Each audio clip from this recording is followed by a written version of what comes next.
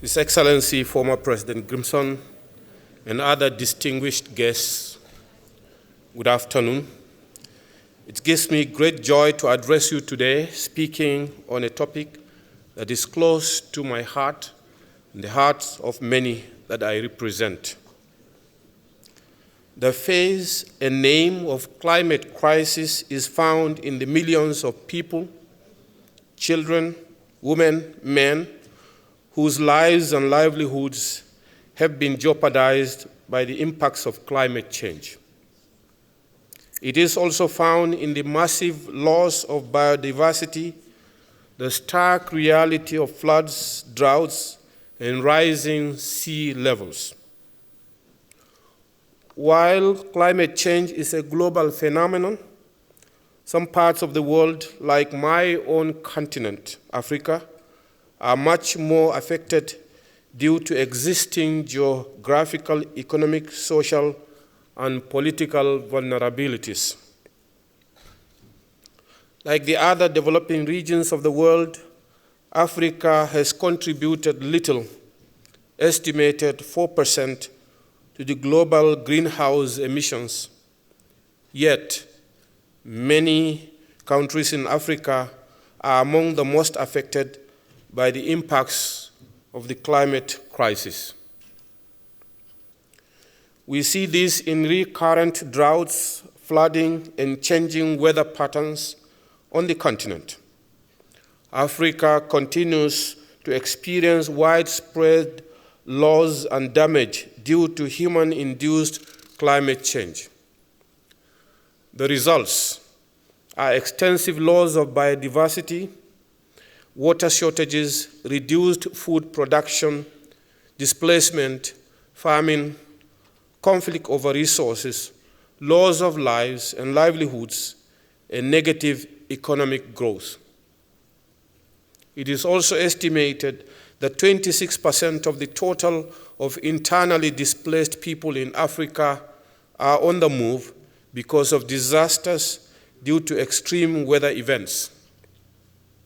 3 years ago, climate activists in Iceland bid farewell to the OK Glacier with a powerful yet painful ceremony.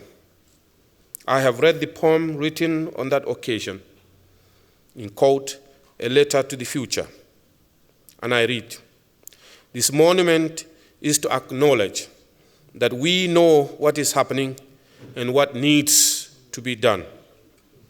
Only you know if we did it," end of quote. A powerful reminder of our responsibility to current and future generations which received worldwide attention. Glaciers matters. We have for a long time seen them as immutable and powerful indicators of the viability of human life on Earth. Now they are shrinking and disappearing.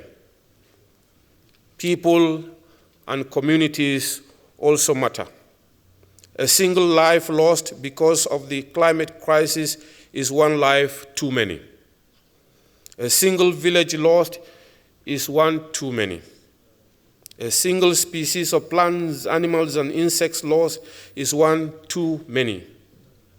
And I don't see much room for negotiation or compromise here.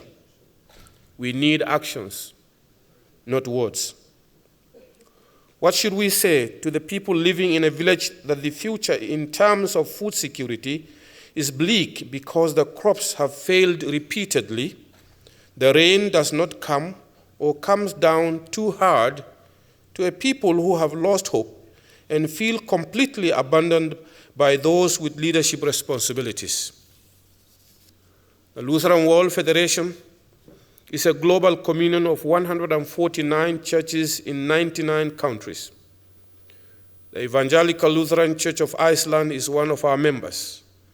Some of the LWF churches know the effects of the climate crisis quite well. For them, it is a matter of life and death. As people of faith, we have a unique understanding and appreciation of the nature and creation. we know that we are called to live in harmony with creation and not to abuse, misuse, or recklessly exhaust it. We believe that creation is a gift from God and that we are called to be co-stewards, protecting the earth and its precious resources for today and tomorrow's children. We realize that a key part of the reason we are already facing a catastrophic climate crisis is our failure as a civilization to respect and recognize the integrity of creation. Restoring this balance and understanding the interconnectedness of people and our planet will go a long way towards addressing the twin crises of climate change and biodiversity loss.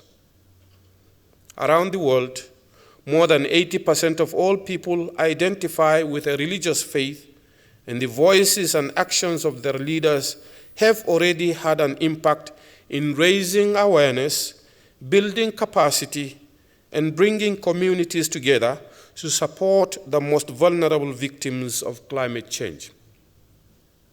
As governments prepare for the next climate summit, COP27, which will be held on the African continent, it is crucial that we regain the momentum for climate action rooted in the notion of ecological justice and creation care that at some point has been overshadowed by the COVID-19 pandemic and other global crises, including the war in Ukraine. We have no time to lose in prolonged, intangible negotiations.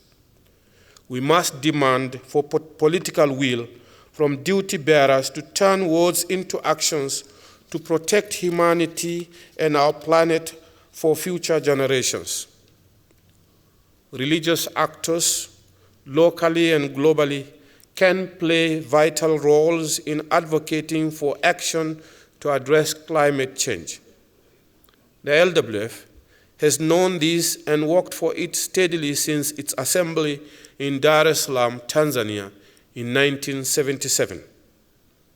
At our last global assembly in Windhoek, Namibia, in 2017, we claimed strongly that, in quote, creation is not for sale. As people of faith, we have huge potentials to strongly mobilize and advocate for climate justice and to call for an end of indifference towards climate change and the suffering that is caused by it. It is our task as churches to be messengers of audacious hope, and we must take the task seriously. To invite people to realize that they are part of the big web of creation, which can only remain intact if we live in harmony with other human beings and with the rest of creation.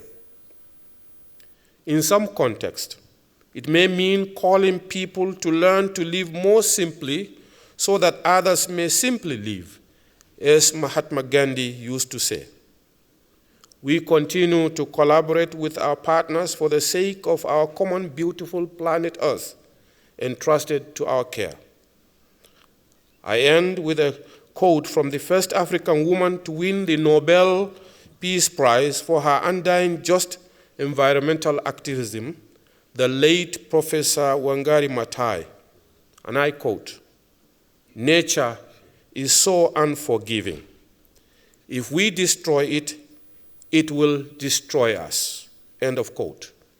This, in my view, is a clarion call to all of us for just actions in creation care. Thank you very much.